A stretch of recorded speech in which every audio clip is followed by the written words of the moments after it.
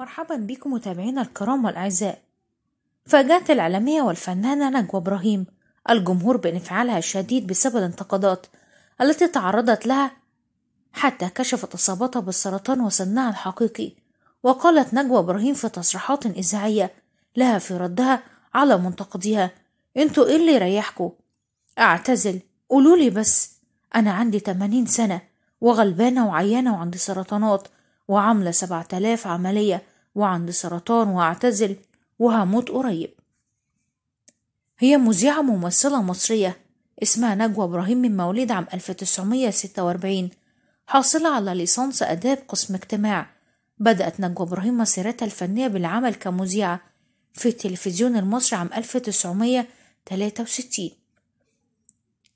قدمت العديد من البرامج من بينها فكر ثواني واكسب دقايق واخترنا لك وعصافير الجنة.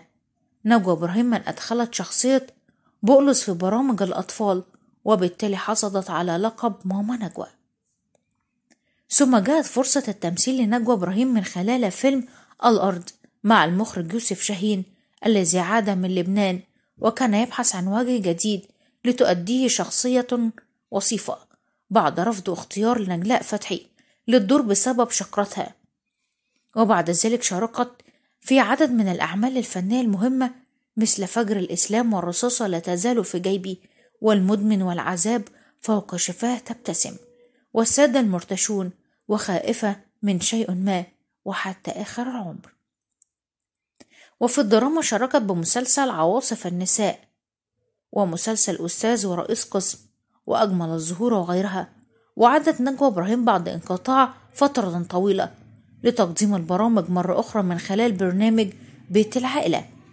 فازت بلقب المذيعة التلفزيونية الأولى في العام العربي عام 1995، وحصلت على لقب المذيعة المثالية لمدة 11 عام متتالية، وكان قد تزوجت من مروان كنغاني الأخ الشقيق للأديب الفلسطيني غسان كنغاني.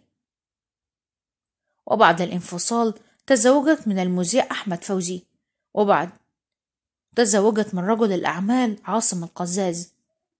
كانت قد أثارت الإعلامية نجوى إبراهيم ضجة واسعة وجدلا كبيرا بتصريحاتها الأخيرة، حيث قالت أن كلمة الله كانت مكتوبة على يدها حينما ولدت. وقالت الممثلة والإعلامية نجوى إبراهيم في تصريحات إذاعية لها: المستشفى اتلمت عليا زغاريت وأنا عندي في إيدي زي ختم بارز كده مكتوب على اليد كلمة الله. اتولدت بيبي بيها وزغاريت بقى والمستشفى اتلمت على أمي ويبوسوا إيدي. هي باينة دلوقتي بس وأنا بيبي كنت باينة أكتر من كده، وممكن تبقى محظوظة وأنا مش عارفة، ممكن تتولد محظوظ وممكن يبقى حظك بعد 20. وردت الإعلامية والفنانة نجوى إبراهيم على منتقديها بمواقع التواصل الاجتماعي قائلة: أول مرة أرى تعليقات كتير جدا على حاجة نزلت، يا نهار أبيض على اللي اتقال، ما تروحوا يا جماعة تتعالجوا. وتابعت نجوى إبراهيم في تصريحات إذاعية لها: انتوا عايزين ايه؟ إن اعتزل يعني؟ ما ضروري الواحد يعتزل، هو يقعد طول العمر يكلمكم؟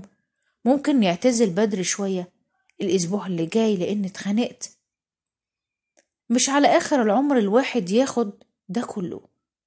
الناس بتستكتر على غيرها الابتسامة، وليه كل الناس اللي بتضحك يبقى لازم تكون سعيدة وعندها ملايين؟ قولوا الحمد لله، يا ريتنا نبقى زيه. انتوا اللي يريحكم اعتذر، قولوا لي بس. انا عندي 80 سنة وغلبانة وعيانة وعندي سرطانات وعاملة 7000 عملية وعندي سرطان واعتزل وهموت قريب. واختتمت الإعلامية نجوى إبراهيم قائلة: